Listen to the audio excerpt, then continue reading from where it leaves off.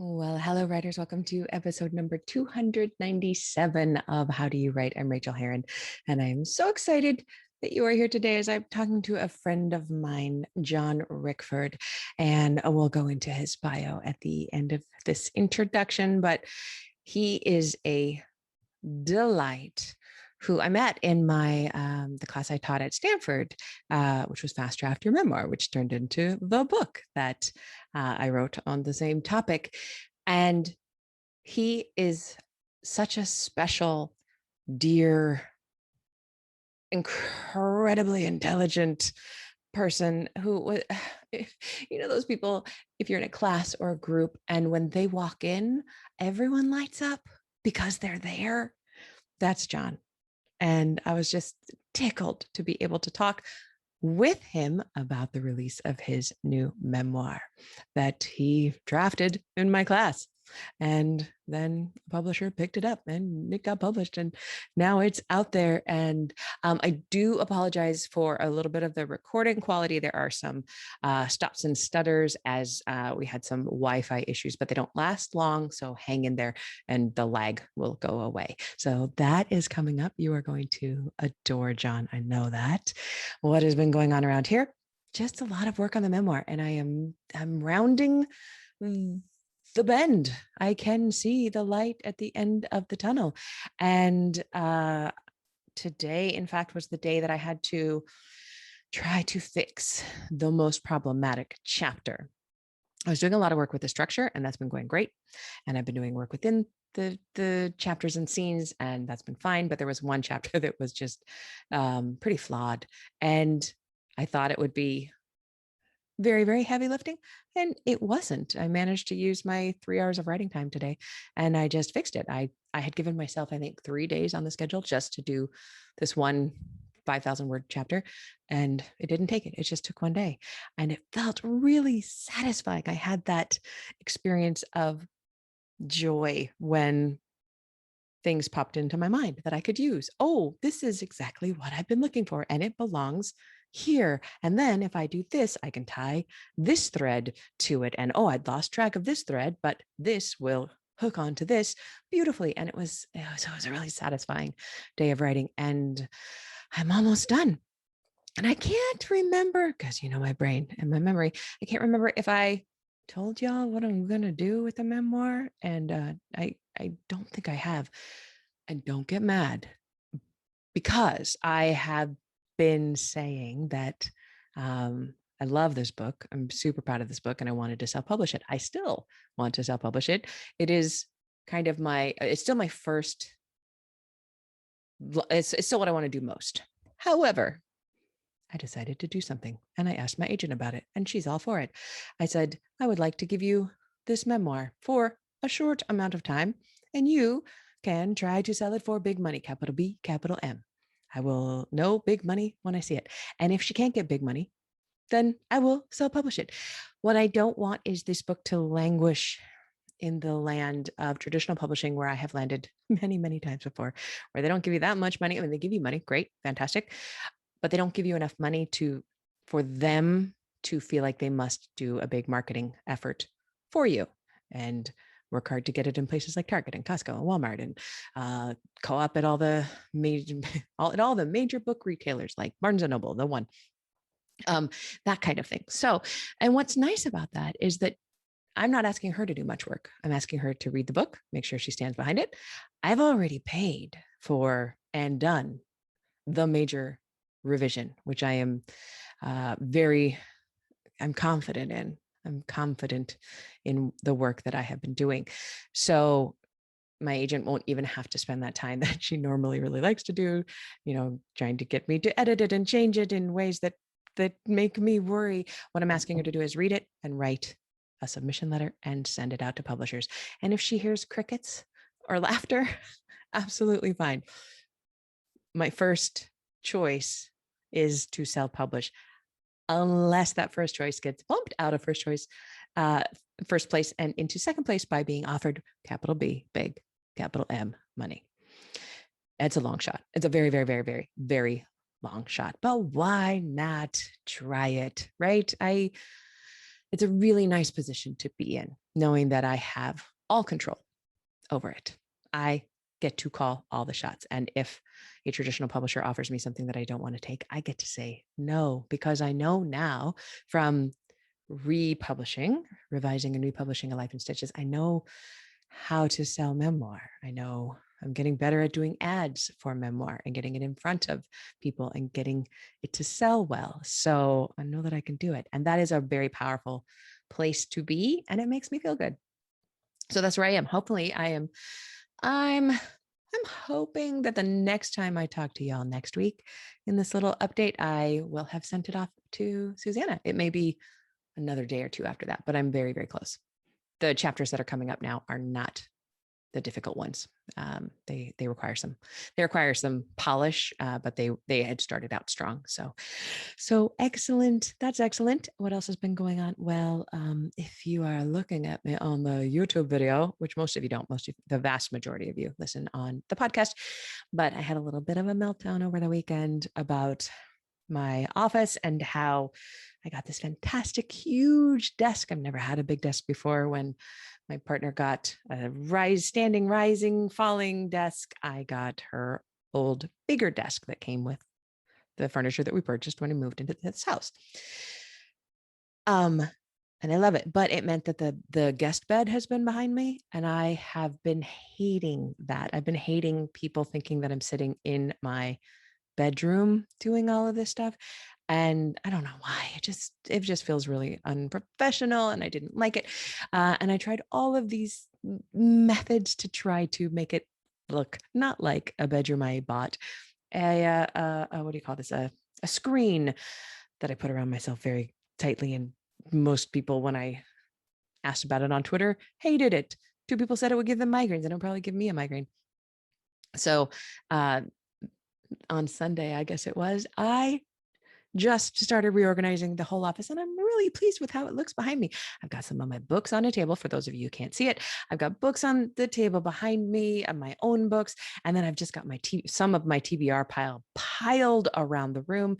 I went to the hardware store and I bought a ton of plants. Hopefully I will keep most of them alive, and they are at different levels, and lots of pillows on that's a sweater that's taking up the room on the bed right now if you're looking at me, but on the bed there's a lot of pillows I'm trying to make it look more like a couch situation, and I think I'm almost pulling it off.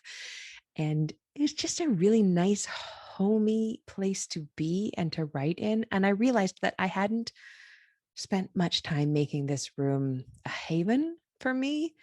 It is my office, and it was useful. And we moved into this rental and bought the 22-year-old's furniture in place. And I just hadn't done anything other than that. We're not allowed to put things on the walls, although we have in a few places because it's a rental. So I just never really moved in. And now I feel like I'm moved in, and that feels great. Also, if you are looking at me on the YouTube, I have not had lip filler done, and my face is not normally this puffy, but yesterday I have this autoimmune disease called hereditary angioedema type 3. Oh my God, if you have this, reach out. There's like, I don't know, 80 of us in the world with this stupid thing. And that's a guess. It may be lower than that. There are not very many people with this. But what happens sometimes, it can be fatal. It can make parts of your body swell up, usually my lips, but it has gone to my larynx, which is how people die. It is not an allergic reaction.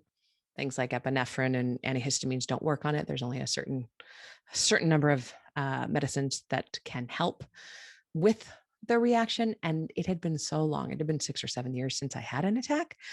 So I was just hoping I would never have one again. And I don't have any of my rescue medication from the States because it requires it. You have to keep it cold. And I didn't. I just haven't needed it.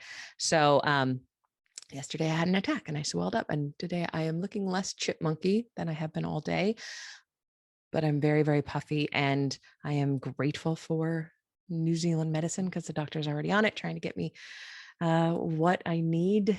But I have to say that whenever anything health related rises up like that, it can be such a challenge to get in the chair. I am very pleased with myself that I got my work done today. Had I not got my work done today, I would have been gentle on myself because yesterday was a bunch of stress and quite a bit of pain. And, but because it was just in my lips, and usually when it's in my lips, it doesn't go to my larynx.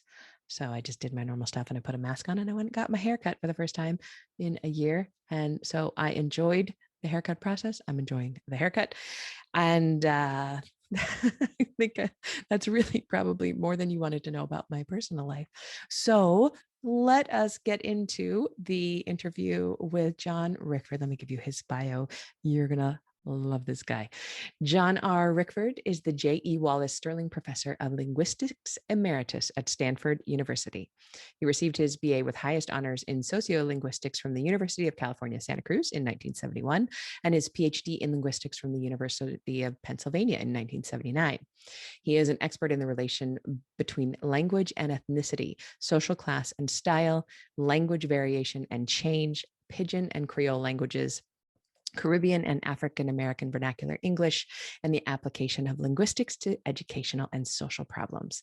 He is the author of numerous scholarly articles and books, including his most recent book, Speaking My Soul, Race, Life, and Language, which is the honest story of his life from his early years as the youngest of 10 children in Guyana to his status as Emeritus Professor of Linguistics at Stanford, of the transformation of his identity from colored or mixed race in Guyana to Black in the USA, and of his lifetime of work championing Black talk and its speakers. Please enjoy this fabulous interview with a guy I am very proud to call a friend, and a friend moved from the student category. And here is John. Enjoy. Well, I am so pleased that you are here, John. Will you please share your name and pronouns with us today? My name is John Rickford, Rickford, and my pronouns are he and him. John, I have not seen you in a while. Yes. And I am so glad to Cheers. see you. Yes, yes, it was the semester at Stanford just before the pandemic, right?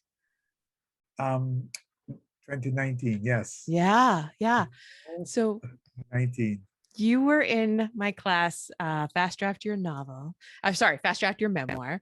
And I have to mention, if you don't mind me Yes. mentioning, I should have asked ahead of time. But you came into the first class just basically right out of hospital. Yes, I was actually in the San Jose Rehab Center, and they had let me out. But my wife's assurances that she would bring me back. So we had a drive to Stanford, and then she came and I joined your class. And we had to go back to the hospital that time. You had to go right back. Yeah, yeah. Yeah. You had just suffered a stroke and you were so excited about the class and so happy to be there. And you just never let it get in the way. Oh my God. Yes. And it was wonderful. It was so wonderful having you. And since then, you have produced your book, which is one of your many writings. But this book is Speaking My Soul, Race, Life, and Language. And if you're watching on the video, there it is. How does it feel to have this book out there, John? Oh, wonderful, wonderful. Because, as I said in my prologue, stroke made me aware of my mortality. Yeah. And I first decided to write this book as a way of passing on things about my life and so on that I thought at least my children should know. And then, as it got bigger, I found a publisher and I said, okay, I'm going to publish it as a book, So I did that. So that's why I call my prologue The Gift of Stroke. The Gift of Stroke. And we can talk more about that later on. But well, it's a beautiful book. I was so happy to buy it and read it. And I'm in the acknowledgments, which always makes me feel so happy when I see that. So thank you for putting me in there. That was lovely of you. Without your course, I wouldn't have known what to do and how to do it. So it was It was very critical to me. You Yeah. did such a beautiful job. So tell us about your writing process. When and where and how did you get all of this work done? Well, I usually track in my academic work for years and years. I track every hour of every day. Now, according to whether I'm doing research or teaching or other academic work and so on. And then I keep a weekly total compared to my targets or goals. I love that. I didn't know you did that. Yeah, I forgot what book I read some book that influenced me that said, um, you can do whatever you want to do. If your goal is to lie on a beach in New Zealand for the rest of your life, that's fine. But then make sure that the time you spend every day helps you towards that goal. Yeah. Started doing this thing and I just love it. I mean, it seems obsessive, but anyhow. So that during the first year of COVID, I would probably spend about 30 hours a week working on my memoir. Wow, that is a lot. Yes, it now later on it got down to the 10 or 5 when the book was basically finished and I was getting feedback from the publisher, from the critic that they hired to give me feedback on the book and so on. But I was and I was doing things like finding better photos, finding other references and so on. But it was less writing.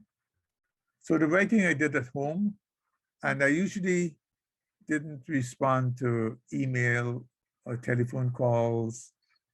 When I was working on a book, that was sacred time for writing. Did you answer emails and do those kind of things later in the day, or was that for a different day of the week? Later in the day. Yeah. That was a plan, Yeah. Occasionally I would see something in email and I would get distracted, but I would try to do the writing first, That is something that Um, helps me so much is blocking the rest of the world's voices out until my own voice has been used that day. Precisely. And to tell the truth, um, I wasn't sure that I would live to see the book published because, as I said in the book, my father died of a stroke. Mm-hmm. I didn't even realize that also on my mother's side, her father had died of a stroke. And 2 of my 3 brothers had died of strokes. So if I were not, I think, at Stanford, I had excellent care. I might well have died too. So I was newly retired and I wanted to get it finished. I didn't know if I would actually finish it. I would say things like the publisher, if I'm not here, correspond with my wife or something. But I lived to see it come out at the very end of December. And I'm sorry it's still COVID time because you're limited in terms of doing readings and so on, but it was, So I tried to put the book first, I love that. What is your biggest challenge when it comes to doing the writing? Well,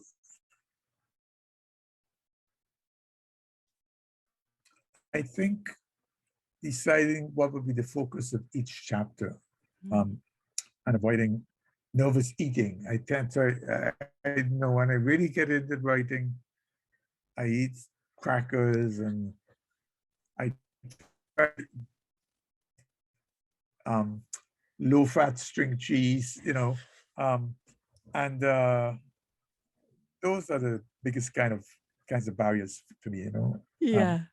If I took that seriously, I would just get fat, But I would try to balance it with bike riding or what it might be, Yeah. When we got onto the call today, you said that you had you put off the bike riding so that you could have this conversation, and I'm so glad that you did. Thank you for that.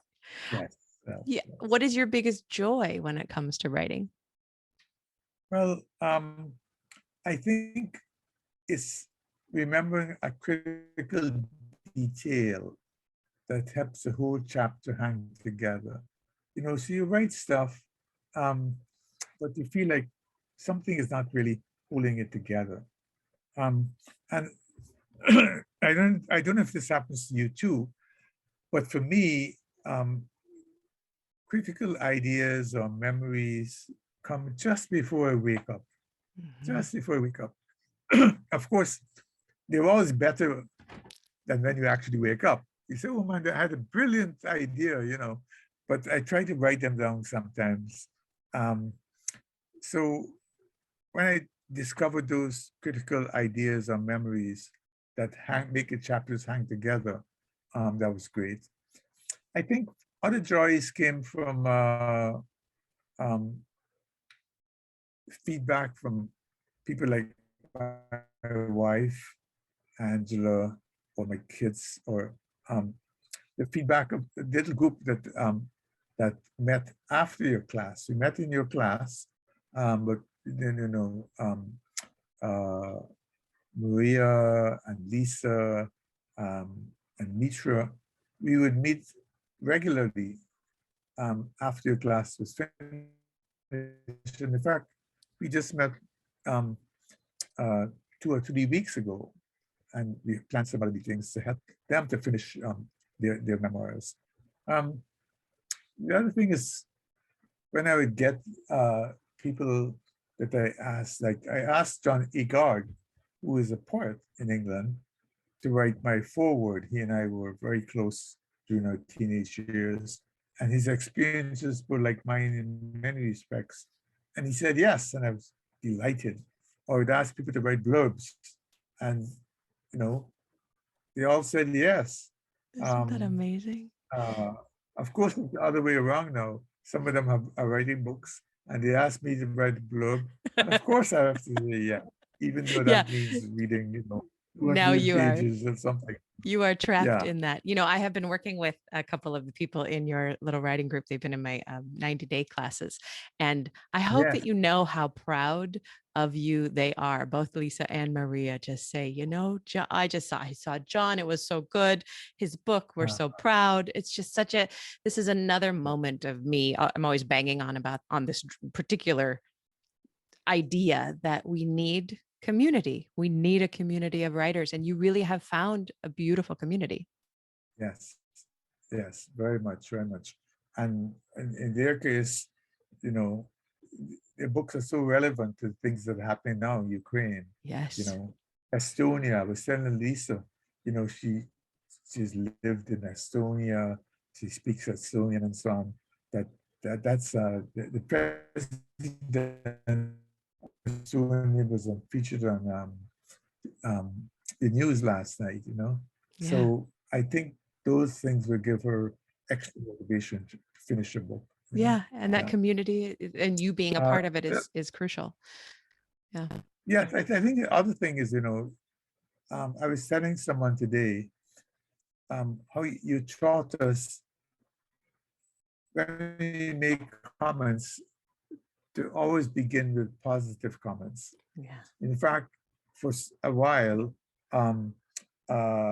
you said no negative comments. Mm-hmm. I guess you could, I forgot how you put it. There was a way we could say, what moved me was. Yes. What affected me was, yes. When I'm teaching a class and we're actually doing in-class critique, I have a very specific way of doing it that we are only positive, even though we can talk critique points, but we have to do it in a positive way because new writing is so fresh and fragile. Oh, I think I may have lost you a little bit. Where did you go? Oh, there you are. Excellent. Yeah, I'm sorry. My internet switched to. We're doing just fine. Can you share a craft tip of any sort with us, John? Well, I think that would be about revising. Ooh, please. Yes. So I'm not a fiction writer, so I don't have much to say about character and plot and so on. Although who knows, I may evolve into one. I would not be surprised. Yeah, that would be, But when it comes to revision, I give myself the same advice that I give my students, my PhD students, and so on. When they get comments on their manuscripts and they send it to a publisher, we publish in a journal. I would say decide what you disagree with, in the critique that you get. And you would argue strongly for the perspective that you had originally held. But for the majority of the critiques, just go about trying to respond to them and incorporate the critic's perspective one point at a time. I say in many cases, after you've done it, you see the point that the critic was making, but your goal is to get published. And if you ignore the reviewer's comments, your book will never see the light of day. So people will stamp their foot and insist that I have a right and so on and so forth. That's going to be no good, right? In the end, if they don't accept it, it'll never be published. And furthermore, I don't know if you found this too, you might say, okay, I'm not going to go to that journal anymore. I'm going to send it somewhere else. Well, the world is fairly small. and the other critics' remarks will get around, Yeah. So I think you just have to do what you have to do to get your book out. And we don't want to be precious about our work. We don't want to hold it so tightly and refuse to see other people's points of view who are looking at it with different eyes and fresh eyes. Our eyes are no longer fresh. We cannot see what we put on the page anymore after a while. Precisely. Yeah. And the other thing, of course, just to write. I have a few good friends who, not in this class, who said that they're going to be writing their autobiography. And every year I ask them, well, what have you done? Well, not yet. I have to walk my dog and so on and so on. I said, beyond a certain point, if you're going to be a writer, you have to write. Oh, it's the most true thing ever. And it's so hard to make people understand on a real body soul level, right? That you have to write. You have to write. That's right. You have to do the work. Oh, that's so good. Yeah. May I ask you, what thing in your life affects your writing in a surprising way? Well, I think kind of coming back to this point, positive or constructive feedback. Yeah. From my case, like my wife and children and friends, and my group with Maria Uluchik, Lisa Trey, and Mitra Solomon. And that can affect it both in terms of what you put in and what you leave out. For instance, I have a chapter on my monkey and my marmoset monkey. They're two pets that grew up together, they love each other, they struggle with each other. And after my monkey died, he was bitten by a dog. The rabbit refused to eat. Didn't eat for 4 days. I got in the best grass that I could find that I knew he liked, and he died.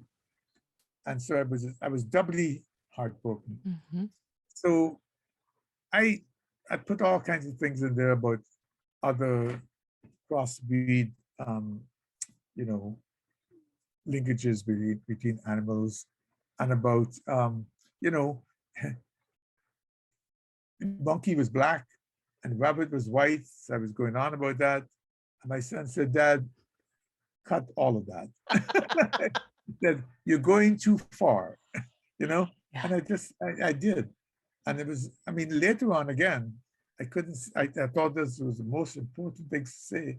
Later on, I saw that people would have laughed at me if I'd, tried to extrapolate from that to human relationships. But you were already making a beautiful point, and you were able to leave that point as it was on the page. And I resonate with this. I'm constantly having to cut the brilliant thinking that I've done on the page because I've already shown it. I don't need to tell them all over again what they already know. Yeah. Oh, that's trusting the reader. Very true. That's very true. beautiful. Yeah, yeah. Can you tell us about the best book that you have read recently and why did you love it? Um, well, the best book I read was I gave my wife um, 3 books for Christmas that I read about in the New York Times, the best books of 2021. And one of them was this book called The Days of Africa. Oh, The Days of Africa Oh, I haven't read that. by Asali Solomon. So my wife couldn't read 3 books at a time. So when she was reading one of them, I would read the other 2, you know. And so this book was a very interesting book. Apparently the title Afrokeet or Afrokiti comes from a book that Audre Lorde had written years Oh, ago. In her biomythography called Zami, she said that the book is dedicated to Afrokit, an African-derived name of a Black mother and a goddess. And Lorde later names herself as a mischievous linguist, trickster, best beloved, whom we must all become. But as I read further, I had to do this after I read the book, you know.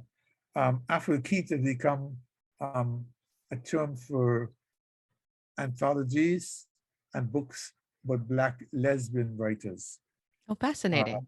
which this book certainly is. The book is about a woman called Liselle, who is married to a white man who has various problems.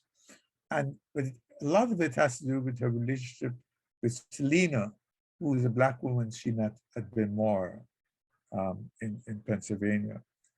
And I think what I love the most about the book is Solomon's sharp dialogue and witty dialogue, which moves the narrative along.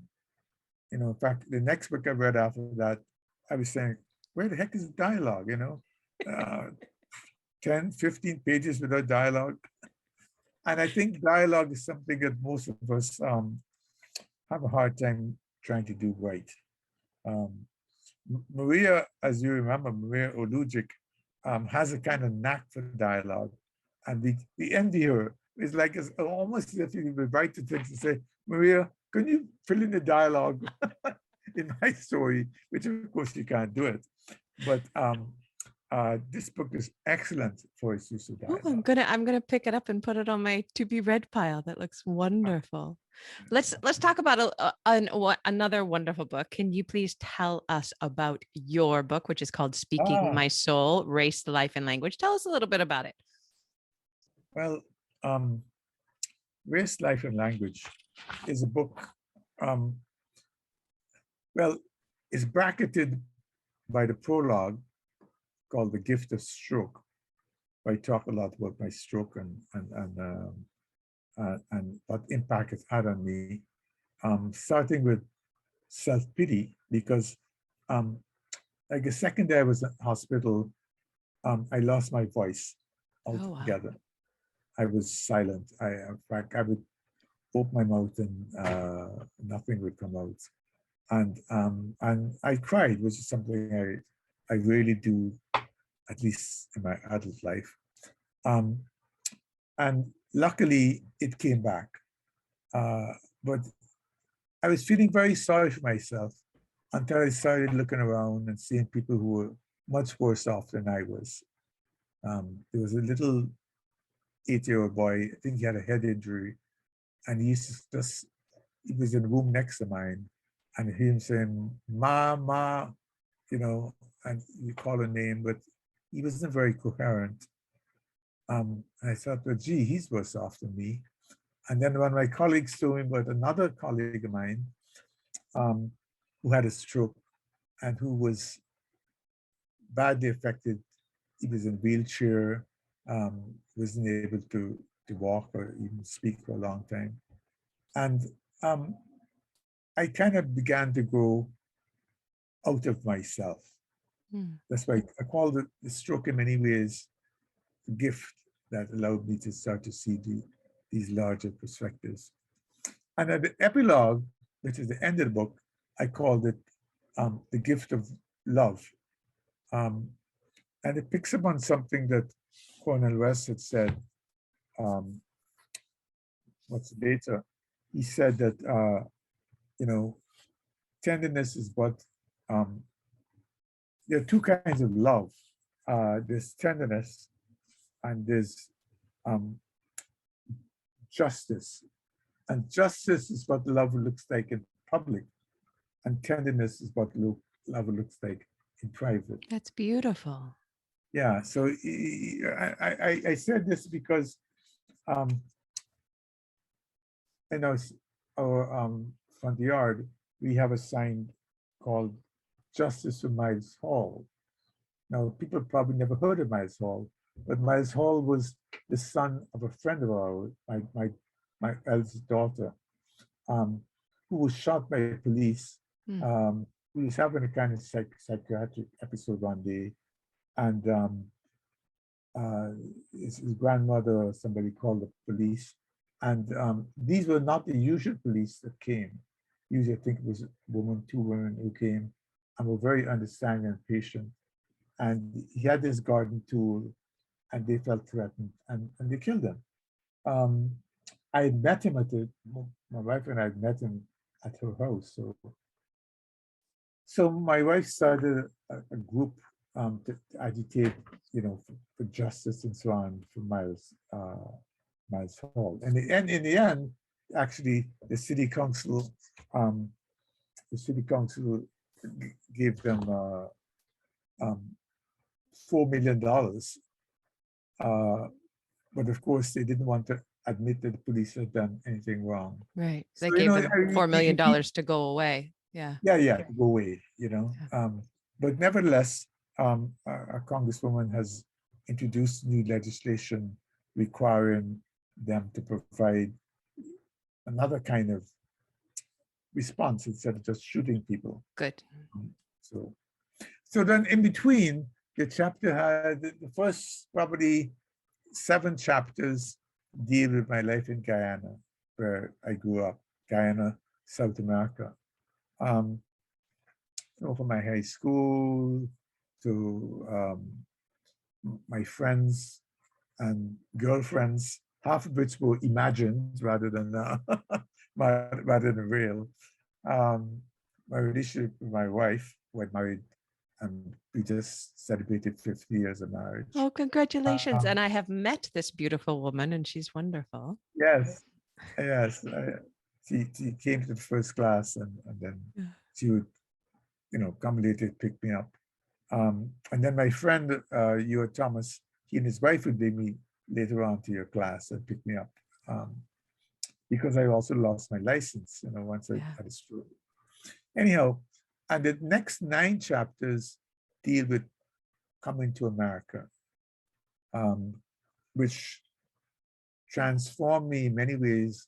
I changed my major from literature to linguistics, and it changed my identity from mixed race or what you would say mulatto to Black, partly because to begin with, everyone on campus was calling me Black. And they would say, "Hey, brother." And I began to have a new identity. And that shaped a lot of what happened to me and what I became. So the other chapters deal with things like, kind of a breakup I almost had with my father, which I luckily resolved. The death of my mother, how I fell in love with linguistics. Rosa Parks visit to Stanford. Rosa Parks, we brought her to Stanford for a visit in 1990s. Stanford and Oxford. So it deals a lot with some of the linguistics that I got into, how I fell in love with linguistics, and people like Dennis Brutus, who was also a mixed race person in South Africa, who had been he was in cell next to Mandela on Robben Island,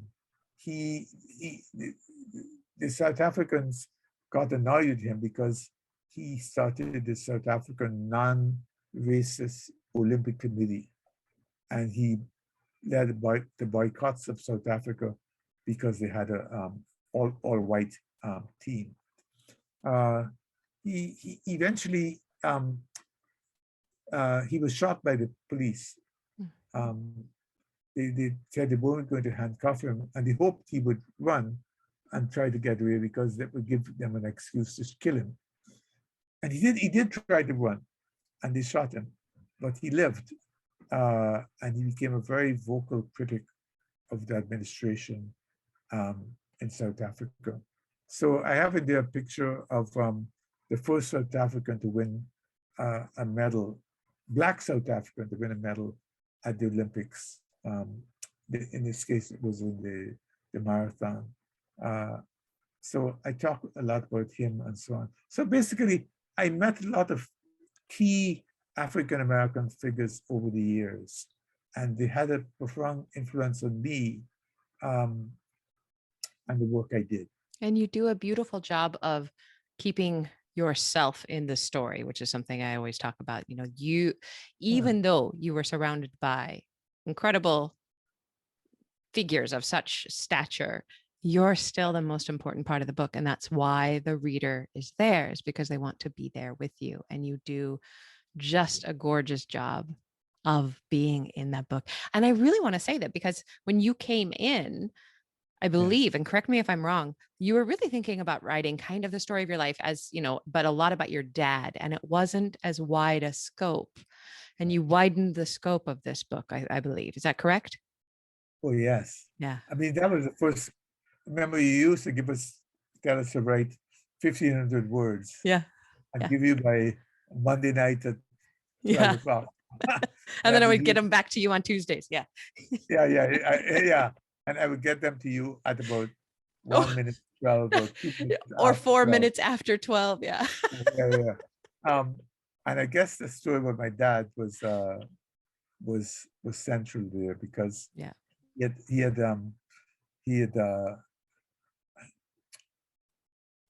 well, it's a long story, but let's leave it for the book. But if you could give us like the one sentence overview. Well, I think the thing is that I was like I was like a sophomoric. I had said after the first year, you know, I know best. I'm going to walk my own path. If you don't like what I'm doing, tough. I can, you know, go it alone. And he said, "Forgive me, my son. I meant no such harm as you envisaged." And he went on. It was a complicated story, but he basically told me that he forgave me, and it's a bit of advice I've often passed on to other parents and try to follow myself. Be humble enough to admit when you were wrong and to ask for that forgiveness. Yeah. But it was an important thing, but it was only one chapter in a larger tapestry. Yeah. How does it to realize? How does it feel now to hold this whole tapestry in your hand? Oh, it's so good, so satisfying, because, you know, it's a book that ordinary people can read and understand. And Routledge has been excellent. They were very demanding about the quality of photographs. They were very demanding about chapter summaries. They were very demanding, but you know, they put about 70, allowed me to put about 70 maps or pictures into the book, and on a kind of photographic paper, so that the pictures can appear all over the book instead of just like a little. They're gorgeous, yeah. And they gave me a 21-page index. I know, I noticed that. Yes, that's wonderful. So a lot of times when I know that I've talked about something and I can't remember what, I would look in the index myself. And they paid to have that index done. That's wonderful. Yes, Now, as I tell people, not everyone is going to do that because Yeah. I've looked at lots and lots of memoirs and they Yeah. don't have that. Yeah. But I was lucky to get a good a publisher, and Well, I'm very you wrote a great book, and that's how you got that well. publisher. So It, you know, and really, Rachel, your course was, I mean, was everything to me. It gave me the focus, it gave me the techniques, it gave me the group feedback even after the course had finished. Um, and I'm so glad I didn't wait for another quarter. I said, she's yeah, probably going to teach it another quarter. But I I said, didn't. no, I'm working against time. I've got to get this now. And I'm so glad that I met you and that you were in that course and that we're having this chat today. And I just want to say I did not write any part of this book, but I still feel very proud of you. And I'm Oh, yeah. so glad you've been on the show today. Thank you so very much. And please keep in touch with me as you move forward. And someday, you're in Wellington now? Yes, Good. So someday I'll come back and I will I'll give you. hold you to it. Thank you so Yes. much, John. Thank you.